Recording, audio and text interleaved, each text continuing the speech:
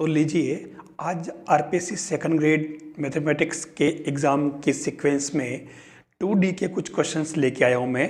और इसके अंदर जो है सरल रेखा से जुड़े कौन कौन से कंटेंट जरूरी है और किस किस जगह से आपके क्वेश्चन बन सकते हैं, मैं वो आज आपके सामने लेकर आया हूँ। इसके अंदर सबसे पहले जो क्वेश्चन है, यदि रेखा x upon a plus y upon b equal to 1 इस प्रकार है कि 1 upon a square plus 1 upon b square equal to 1 upon c square, जहाँ सी कांस्टेंट है, तो मूल बिंदु से रेखा पर डाले गए लंब का पाद का बिंदुपथ क्या होगा। पहला ऑप्शन है वृत्त, दीर्घवृत्त, सरल रेखा और परवलय। ठीक है, इन चारों में से। तो अब आप देखिए, इसने क्वेश्चन जो पूछा है थोड़ा अलग तरीके से पूछा है।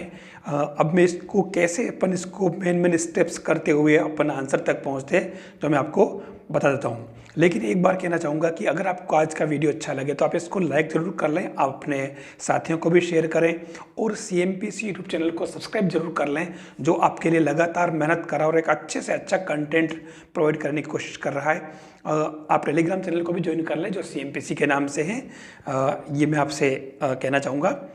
तो सबसे पहली बात देखिए, आप एक काम करें, आप जो ये आपकी इस रेखा का समीकरण हो गया, ठीक है, और इसके किसी जैसे मूल बिंदु आपका O हो गया और यहाँ से लंब की लंबाई आपके हो जाएगी 0 0 से, और इसको मैं कोई भी नाम डाल देता हूँ P, ठीक है, और P के कोऑर्डिनेट में ले लेता हूँ HK।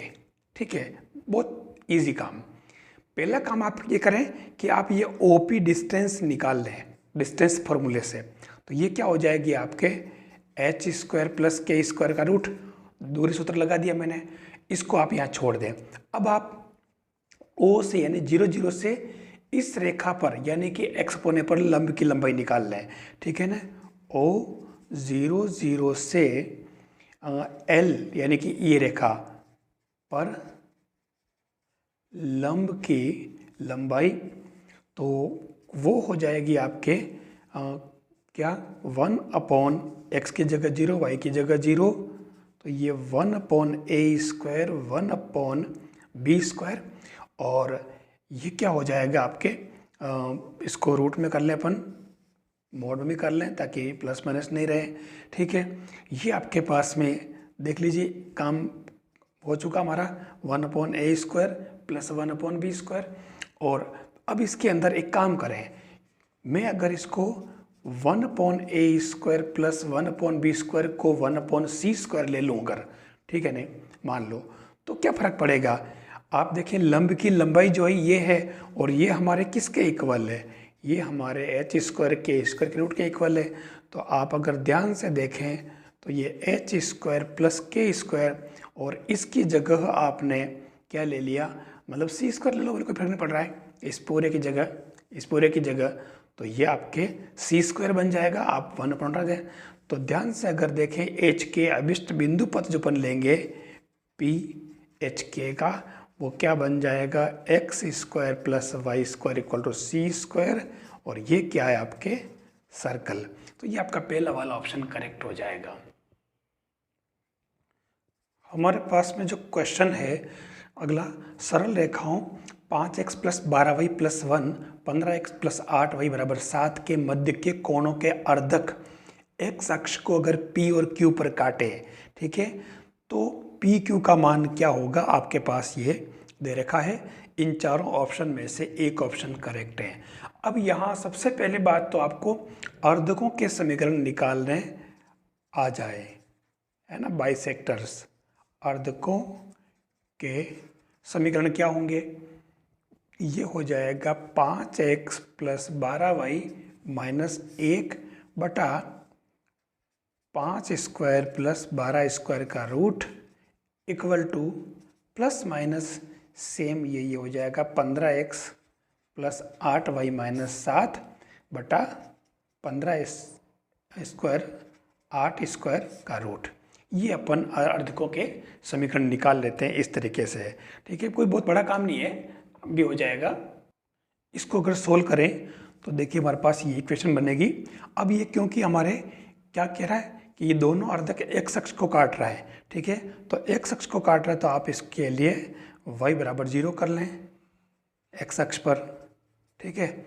तो उस केस में आपके ये क्या बन जाएगा, 17 5x minus 1 plus minus 13 15x minus 7 बन जाएगा, ठीक है। अब आप इसको अगर सोल्व करें तो आपके पास में x की जो वैल्यू आएगी वो आपके क्या आ जाएगी, 74/11, और ये कब, जब पॉजिटिव लेंगे तब। और दूसरी x इक्वल टू 27/70 जब अपन नेगेटिव लेंगे, ठीक है। तो अब आप देख लो कि आपके पास में p के कोऑर्डिनेट क्या हो जाएंगे, 74/11 0, और q के हो जाएंगे 27/70 0। दोनों कोऑर्डिनेट आ गए। अब इसने पूछा क्या था, इसने p क्यों पूछा, आप दूरी सूत्र लगा दें, ठीक है।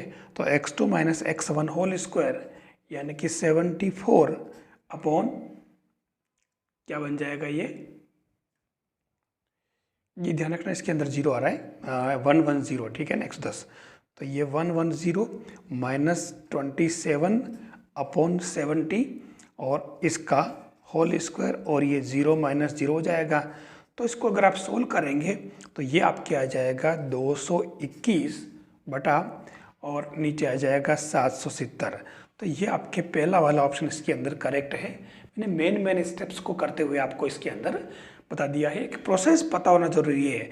एक बात आप ध्यान रखें, हर क्वेश्चन को समझे, जो कंटेंट है और कॉन्सेप्ट है, दो चीज़ों को आप ठीक से स्टडी करें, आपका क्वेश्चन आराम से सही हो जाएगा। जो जो क्वेश्चन में लैंग्वेज में गिवन था मैंने उसको यूज़ किया और क्वेश्चन को पूरा कर लिया। अगला क्वेश्चन जो आपके दे रखा है, मूल बिंदु से lines x sec theta plus y cosec theta equal to a और x cos theta minus y sine theta equal to a cos 2 theta, इन दोनों पर लंब क्रमशः p और p डेज हो तो 4p square plus p days square की वैल्यू क्या होगी, ठीक है। इसके अंदर आपकी ये पहला वाला ऑप्शन करेक्ट है, a स्क्वायर आएगा। थोड़ा सा प्रोसेस लंबा हो सकता है दिखने में, बाकी ऐसा कुछ नहीं है। आप इसके अंदर भले आप थीटा की जगह कुछ वैल्यू पुट करके करेंगे तो और इजी हो जाएगा, ठीक है। और नहीं, देखिए अपन थीटा की कुछ वैल्यू पुट कर लेते हैं, और चाहे तो भले अपन एक बार ऐसे कर लें कि 0 0 से मूल बिंदु से लंब है ना, और वो क्या है P, किस पर, इस रेखा पर, तो वो क्या हो जाएगा, ये आपके 0 प्लस 0 माइनस a अपॉन क्या बनेगा, sec square plus cosec square का रूट, ये बन जाएगा।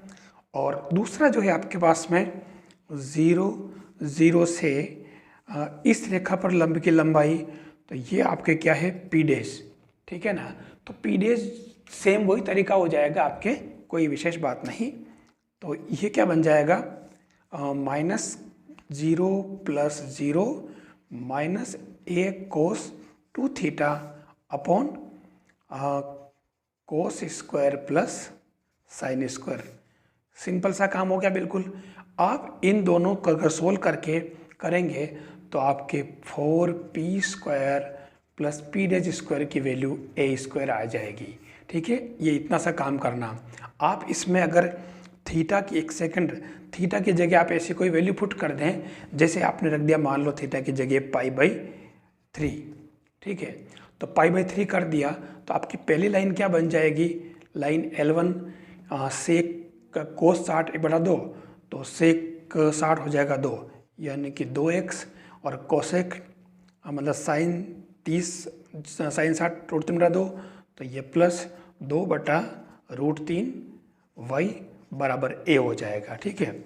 और दूसरी जो लाइन है वो बन जाएगी आपके थीटा की जगह आपने कोस 60 यानी कि 1/2x माइनस यहाँ साइन 60, तो रूट 3 बटा 2 y इक्वल टू a कोस, और थीटा की जगह पर ने क्या रखा π/3, ठीक है ना। तो π/3 का मतलब ये 2π/3 हो जाएगा, ठीक है। तो ये क्या बनेगा आपके माइनस का हाफ।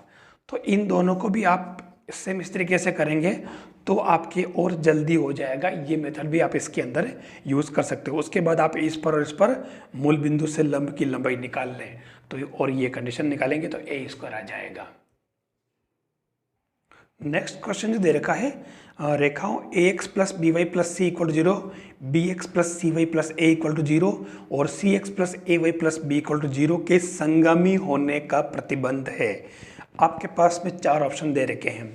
देखिए, तीन रेखाएं जब संगामी होती है तो सीधा सीधा हमारे पास या तो अपन इन दो को हल करके, नहीं इससे एक्स और वाई की जो वैल्यू आएगी वो अपन इसके अंदर पुट कर देंगे, लेकिन ये काम थोड़ा बड़ा हो जाएगा। हम एक छोटा काम करते हैं, ठीक है। छोटा काम क्या करेंगे, हम ये करेंगे कि इसका सारणिक बना लें ए बी सी, ठीक है, बी सी ए और सी ए बी, ठीक है। सारणिक का मान जो है वो 0 हो जाएगा। बस अब आप इसको सोल्व करेंगे तो सीधा सीधा आपके ये a cube plus b cube plus c cube equal to 3abc आ जाएगा। बहुत ही इम्पोर्टेंट पार्ट है और ये क्वेश्चन पूछा जाता है तो थोड़ा सा आपको ध्यान रखना होगा, ठीक है ना। तो ये एक अच्छा क्वेश्चन था, आप इसको भी ठीक से स्टडी करें। देखिए, ये जो क्वेश्चन है, रेखाओं x equal to 0, y equal to 0, 3x plus 4y equal to 12 से निर्मित त्रिभुज का अंतः केंद्र है। अंतः केंद्र के कोऑर्डिनेट इसने यहाँ पर पूछे हैं। ध्यान रखना, बहुत ही इम्पोर्टेंट क्वेश्चन है ये। आपको अगर पता हो तो एक जो त्रिभुज होता है, जैसे ये त्रिभुज है, ठीक है, और इसके अंदर जो अपन अंतर्वृत्त बनाते हैं, ठीक है, तो ये जो बनता है ये इसका अंतः केंद्र। अब ये होता कैसे, हम इसमें कोणों का समद्विभाजन करते हैं, आपको पता होगा, ठीक है, और ये जहाँ मिलते हैं, ठीक है ना, ये आपके अंतः केंद्र होता है, ठीक है। अब इसके अंदर ए बी सी, ए के सामने वाली भुजा ए, बी के सामने वाली बी, सी के सामने वाली स्मॉल सी, ये अपने को पता है। या इसने आई पूछा है। मैं आपको बताना चाहूँगा कि इस आई के जो कोऑर्डिनेट होंगे, ध्यान देना, अंतः केंद्र क्या है, अंतः केंद्र आई, वो क्या हो जाएगा, ax1 bx2 cx3 upon a plus b plus c और ay1 by2 cy3 upon a plus b plus c. ये अपने को इसके अंदर ध्यान रखना हो। ये एक नया कॉन्सेप्ट है, शायद मुझे नहीं लगता कि आप में किसी ने ये फॉर्मूला देखा हो, ध्यान देना, ठीक है। ये तो है अंतः केंद्र का, ध्यान रखना, मतलब इसको अंतः केंद्र का मतलब इन सेंटर, ठीक है। ऐसे ही एक और आता है, ये तो नंबर 1, और दूसरा एक्स सेंटर, ठीक है। तो ये मैं आपको बताऊं, लेकिन उसके पहले मैं आपको एक क्वेश्चन कराना चाहूँगा कि इसने जो त्रिभुज के लिए कहा है, तो ये फॉर्मूला अगर आप ध्यान रखें, इसके अंदर देखो भुजाएं ए बी सी सब पता होनी चाहिए, ठीक है। तो इसके लिए हमारे पास जो त्रिभुज बना है वो x equal to 0, y equal to 0, तो ये एक्स एक्स वाई एक्स और ये रेखा हो गई। हमने इन तीनों के कोऑर्डिनेट लिख दिए 0 3 a 4 0 और इसके अपन जानते हैं इसे 0 0, ठीक है। तो ax1 y1 तो हो गया 4 0, bx2 y2 हो गया 0 3 और o0 0 x3 y3 ले लिया, ठीक है। फिर हमने a b c के मान भी निकाल लिए, a o b 3 है, देख लो, बी ओ ए 4 है और सी ए बी डिस्टेंस फॉर्मूले से अपन ने निकाल लिया 5 आ गया, ठीक है ना। अब हम आई के कोऑर्डिनेट निकालेंगे तो वही a x 1 plus b x 2 plus c x 3 upon a plus b plus c और a y 1 plus b y 2 plus c y 3 upon a plus b plus c. हमने ये वैल्यू जब पुट करी तो इसके अंदर हमारे पास 1 1 आ गया। ये आपके बी वाला ऑप्शन इसके अंदर करेक्ट है। ये बहुत ही इंपॉर्टेंट क्वेश्चन है, इसलिए इसको आपको ठीक से समझ लेना चाहिए। एक त्रिभुज का बहिष्ठ केंद्र यानी कि एक्स सेंटर क्या होगा। जो आपके पास त्रिभुज ए बी सी है, ठीक है, इसके अंदर क्या है कि कोण ए का समद्विभाजक बाइसेक्टर, ठीक है, और कोण सी का भी बाइसेक्टर और कोण बी का भी बाइसेक्टर जहां मिलेगा वो आपके बहिष्ठ केंद्र कहलाएगा।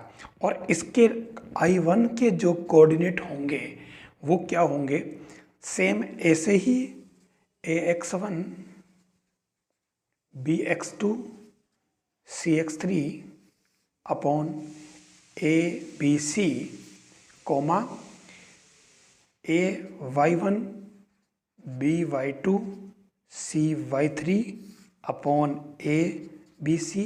अब इसके अंदर क्या काम बाकी रहा जो ध्यान से देखना, मैं इसीलिए इसको मैंने रोका है, ठीक है। साइन को प्लस प्लस और सी वाले को माइनस करना, प्लस प्लस और सी वाले को माइनस करना, ये आपको इसके अंदर ध्यान रखना पड़ेगा। इससे आप बहिष केंद्र के कोऑर्डिनेट निकाल सकते हो, ठीक है ना। ये दोनों ही बहुत ही इंपॉर्टेंट पार्ट है, इसलिए आपको इसको ठीक से देख लेना चाहिए। ये आपको बहुत कम बुक्स के अंदर मिलेगा, कहीं मुश्किल से मिलेगा, तो आप इसको ठीक से देख ले। आपको ये भुजाएं आपको निकालनी पड़ेगी कहीं किसी न किसी तरीके से। तो क्वेश्चन अगर आएगा तो वो भुजाएं आपको किसी न किसी रूप में ईजी वे में निकले वैसा क्वेश्चन ही वो देगा आपको। नेक्स्ट क्वेश्चन है समीकरण a x square plus 2hxy plus b y square equal to 0 द्वारा निरूपित सरल रेखाओं के समीकरण है। मतलब इससे जो सरल रेखा युग्म बनता है वो इन चारों ऑप्शन में से कौन सा करेक्ट होगा। तो ये बी वाला ऑप्शन इसके अंदर करेक्ट है। इसके अंदर इसको ओपन किया कि युग्म बना करके और सेट करेंगे तो ये बन जाएगा आपके पास में a x plus h y plus h square minus a b root equal to 0 और दूसरा a x plus h y minus root h square minus a b equal to 0। ये आपके बी वाला ऑप्शन इसके अंदर करेक्ट है। Next question है समीकरण a x square plus 2hxy plus b y square equal to 0 से निरूपित रेखा युग्म के मध्य कोण थीटा होगा। ए टेन थीटा, देखिए चारों टेन थीटा की वैल्यू है और रूट के अंदर एच स्क्वायर ए बी, नीचे ए बी, खाली प्लस माइनस का चेंज कर रखा है। हमें ये पता होना चाहिए, डायरेक्ट अगर याद होगा तो हम सही ढंग से कर पाएंगे। तो ये डायरेक्ट फॉर्मूला आपको याद रखना है, tan theta equal to 2 root h square minus a b upon a plus b. B वाला ऑप्शन इसके अंदर करेक्ट होगा। इस पर बेस्ट क्वेश्चन होंगे जो आपको करने पड़ेंगे, तो इसलिए क्या है कि आप फॉर्मूला अगर याद होगा तो आप क्वेश्चन कर पाएंगे। अगला क्वेश्चन है समीकरण x square plus 4y square minus 7xy equal to 0 से निरूपित रेखाओं के मध्य का कोण क्या होगा। देखिए अभी जस्ट जो पीछे क्वेश्चन लिया अपन ने वही फॉर्मूला इसके अंदर यूज़ करना पड़ेगा। तो हम जानते हैं कि हमारा जो फॉर्मूला होता है tan theta equal to 2 root में h square minus a b upon a plus b. अब इसके अंदर अपने पास में देखिए ए हमारे पास क्या है 1, बी हमारे पास में है 4 और सी तो इसमें है ही नहीं, जरूरत नहीं अपने को, और ये 2h है ना, 2h इक्वल टू माइनस 7, तो h equal to minus 7 upon 2 हो जाएगा। बस हम ये वैल्यू पुट कर लें, आगे देख लें। तो ये टेन थीटा इक्वल टू 2 और h स्क्वायर यानी कि 49 अपॉन 4 माइनस ए बी का गुणा, तो ये 4 और इसके अपॉन में आपके a प्लस बी यानी कि 1 और 4 यानी कि 5 हो जाएगा। तो ये 2 और अब आप इसको थोड़ा सिंप्लीफाई कर लें, 49 4 चौक 16 बटा 4 रूट में इंटू 1/5, तो ये 4 तो इससे कट जाएंगे दोबारा करके, नहीं ये 9 में से 6 गए तो 3, 4 में से 1 गया तो 3/5, ये रूट में रहेगा। तो आपके थीटा इक्वल टू क्या आ गया, tan इनवर्स 33 रूट में अपॉन 5। ये आपके बी वाला ऑप्शन जो देखो करेक्ट है इसके अंदर। तो आप इस तरीके से फॉर्मूला अप्लाई करना सीख लें ताकि ज़्यादा दिक्कत नहीं हो। क्वेश्चन में से आपको एच वगैरह सब निकालना भी आ जाए ताकि आपको दिक्कत नहीं हो। ओरिजिनली ये जो वास्तव में ये इक्वेशन जो होता है वो आपके इस रूप में होता है। देखिए ये जो होता है a x square plus 2hxy plus b y square equal to 0, ठीक है ना। ये मूल बिंदु से जाने वाली दो सरल रेखा युग्म का समीकरण होगा, इससे अपन ये किया है। नेक्स्ट क्वेश्चन है समीकरण 6x square plus 41xy minus 7y square equal to 0 द्वारा निरूपित रेखा युग्म की प्रवणताओं का गुणनफल पूछा है। आपके पास 4 ऑप्शन दे रखे हैं। अब देखिए क्वेश्चन प्रवणताओं का गुणनफल, तो सबसे पहले हमें ये पता होना चाहिए हमारा एक ओरिजिनल फॉर्मूला है, जो अगर आपको पता हो तो फॉर्मूला है आपके पास में m1 m2 x square plus, मतलब माइनस में ये आया कैसे जो मैं आपको बता देता हूँ, एक्स स्क्वायर और यह बन जाएगा आपके एक्स वाई और plus y square equal to 0। ये फॉर्मूला लेकर के आपको इससे कंपेयर करना और कुछ भी नहीं करना। वास्तव में ये हुआ कैसे, अगर हमारा जो a x square plus 2hxy plus b y square equal to 0 अगर ये रेखा युग्म है, तो हम इसको y माइनस m1x और y minus m2x equal to 0 संयुक्त समीकरण निकाल लेते हैं। तो इसको अगर आप गुणा करेंगे तो आपके ये इक्वेशन आ जाएगी m1 m2 x square m1 plus m2 xy plus y square equal to 0। ठीक है, अब यहाँ दोनों रेखा युग्म की प्रवणताएं m1 m2 है, हमारे को एक्स स्क्वायर का गुणांक पूछा है, लेकिन हमें पहले पता होना चाहिए कि ये कंपेयर करने में ध्यान रखना होगा कि इसके अंदर वाई स्क्वायर का गुणांक 1 है, तो हमें इसके अंदर 7 से डिवाइड करना पड़ेगा। ठीक है, तो 7 से डिवाइड करेंगे तो क्या बन जाएगा, -7x square plus 41/7 xy plus y square equal to 0। अब आप कंपेयर कर सकते हैं, तो आप देख लीजिए इसके अंदर ये कंपेयर करते हैं m1 m2, तो क्या हो रहा है -6/7 और प्रवणताओं का योगफल अगर पूछ ले तो वो क्या हो जाएगा -41/7। तो हमारा आंसर जो है ये करेक्ट है m1 m2 -6/7 बी वाला। इसके अंदर बहुत ही इंपॉर्टेंट कॉन्सेप्ट मैंने आपको बता दिया है, इसको आपको थोड़ा सा ध्यान रखना होगा। इस पर कैसे भी वो उल्टा तिरछा क्वेश्चन पूछ सकता आपसे। क्वेश्चन दिया है, यदि lambda x y minus 8x plus 9y minus 12 equal to 0 दो सरल रेखाओं को निरूपित करें तो लेमड़ा का मान क्या होगा। आपके पास 4 ऑप्शन दे रखे हैं। अब इसके लिए हम क्या करेंगे, हमें सबसे पहले मानक इक्वेशन का पता हो, वो होता है ax square plus 2hxy plus by square 2gx 2fy plus c equal to 0। ये दो सरल रेखाओं को निरूपित करेगा। इसके लिए delta equal to ABC plus 2FGH minus AF square minus BG square minus CH square equal to 0। हम कंपेयर करके और इससे इन सारी की वैल्यू निकाल लेते हैं। तो वैल्यू कैसे, एक काम करें, चलो एक्स वाई का गुणांक दे रखा है हमारे 2h, तो देखिए आपके पास 2h की वैल्यू है आपके लेमड़ा, तो आपके h हो जाएगा λ/2। ठीक है, x का गुणांक दे रखा है। ठीक है, x का गुणांक हमारे क्या है 2g, तो ये 2g इक्वल टू -8, तो g इक्वल टू -4। ऐसे ही 2f इक्वल टू 9, तो f इक्वल टू माइनस का मतलब प्लस का 9/2।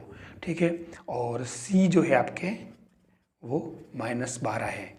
ठीक है, अब इसके अंदर क्या नहीं है, इसके अंदर a और b दोनों 0 है। ठीक है, तो हमारा कितना इजी काम हो गया। आप इसके अंदर डेल्टा इसमें 0 हो जाएगा, तो ये तो हमारा पहला पद हो गया 0, फिर 2 इंटू f यानी कि 9/2, g यानी कि -4, h यानी कि λ/2 और माइनस a0 b0, तो दोनों टर्म 0 हो गई। और CH स्क्वायर, C हमारे कितने हैं -12, तो ये माइनस माइनस प्लस हो गया, और H हमारे पास में है λ/2, तो λ²/4 इक्वल टू अपन 0 कर लेंगे। तो अब ये क्या बन जाएगा, देखिए माइनस का, और ये 2 से 2 कैंसिल और इससे ये 2 टाइम्स कैंसिल, तो ये 18 लेमड़ा बनेगा यहाँ तो, और प्लस 4 से 12 कट गया, 3 λ² इक्वल टू 0। ठीक है, तो हमारे पास लेमड़ा की जो वैल्यू आएगी वो 0 और 6×18 प्लस के। ठीक है, तो ये सी वाला ऑप्शन इसके अंदर करेक्ट हो रहा है। तो ये इस तरीके से आपको ये शर्त मैंने क्वेश्चन लिया इसीलिए कि आपको ये दोनों चीज़ें अच्छी तरह से पता हो ताकि आपको क्वेश्चन करने में दिक्कत नहीं हो। तो ये मैंने आज इसके अंदर इम्पोर्टेंट क्वेश्चंस लिए हैं, आप इनको ठीक से पढ़ें समझें। आपको अगर ये क्वेश्चन अच्छे लगे, आपको लगता है कि आपका आरपीएससी सेकंड ग्रेड का जो एग्ज़ाम है मैथमेटिक्स का, ठीक है, और फर्स्ट ग्रेड वाले भी जो एग्ज़ाम देते हैं, ठीक है ना, इन सभी के लिए अगर ये इंपॉर्टेंस रखता है तो आप इस वीडियो को लाइक ज़रूर करें, आप शेयर भी करें साथियों को, और ख़ुद पूरा फ़ायदा लें, दूसरों को इसका पूरा फ़ायदा देने की कोशिश करें ताकि हम आपके लिए लगातार काम करते रहें और अच्छे से अच्छा कंटेंट लेकर के आते रहें ताकि आपको सक्सेस तक पहुंचने में देर नहीं लगे। थैंक्स।